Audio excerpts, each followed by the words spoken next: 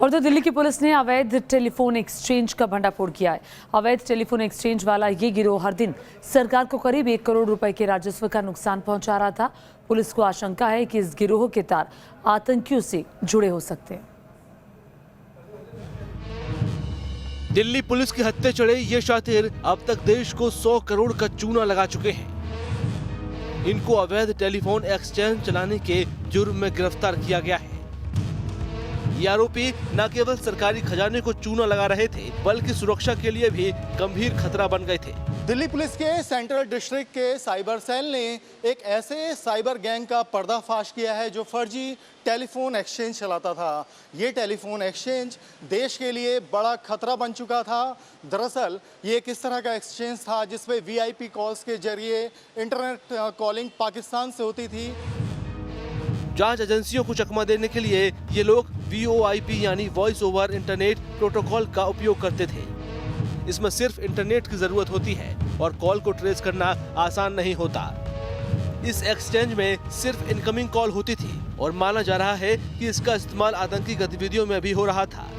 Police को आशंका है कि इस एक्सचेंज से देश के अंदर मौजूद आतंकियों के स्लीपर सेल से संपर्क रखा जा रहा था, क्योंकि एक दिन में इसके जरिए पाकिस्तान से दिल्ली में 50,000 से ज्यादा कॉल किए जाते थे।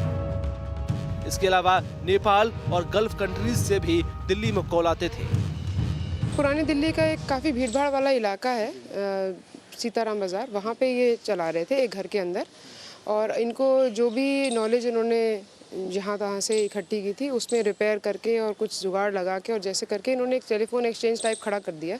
और उसमें ये लोग इंटरनेट के थ्रू बाहर से कॉल्स करवा रहे थे, जिसको ये इंडिया में आपके जो मोबाइल फ़ोन्स जो नॉर्मली जिस पे इनकमिंग फ्री होती है, सब्सक्राइबर्स रजिस्टर्ड हैं, उनके फ़ोन पे वो डाल रहे थे। इन शातिरों तक पहुंचने के लिए पुलिस लंबे अरसे से मशक्कत कर रही थी।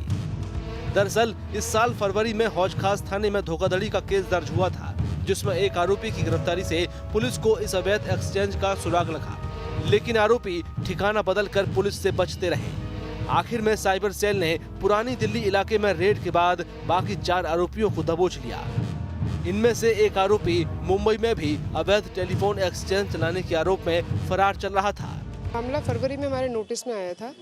उस टाइम हमने यहाँ पे रेड की थी तो एक व्यक्ति को अरेस्ट भी किया था जो अभी जुडिशियल कस्टडी में है। तो उसी के लिंक्स को ट्रेस करते करते कि ये इंटरनेट कनेक्शंस कहाँ से आए, ये सर्वर्स कहाँ से आए, ये इनको इसकी नो हाउ नॉलेज कहाँ से मिली, उसको फॉलो करते करते अभी हमने इसके जो मेन जो इसका किंग पिन है उसको पकड़ा है और उसके 3 साथियों को भी पकड़ा है। एक अभी अक्यूज्ड बाकी है तो उसकी तलाश जारी रहेगी। ये आरोपी अवैध कॉल करने वालों से हवाला के जरिए भारत में रकम मंगाते थे। अब पुलिस इन लोगों से इनके मंसूबों के साथ साथ इनकी साजिश में शामिल लोगों के नाम उगलवाने में जुट गई है। Avnish Chaudhary, News Nation, Delhi.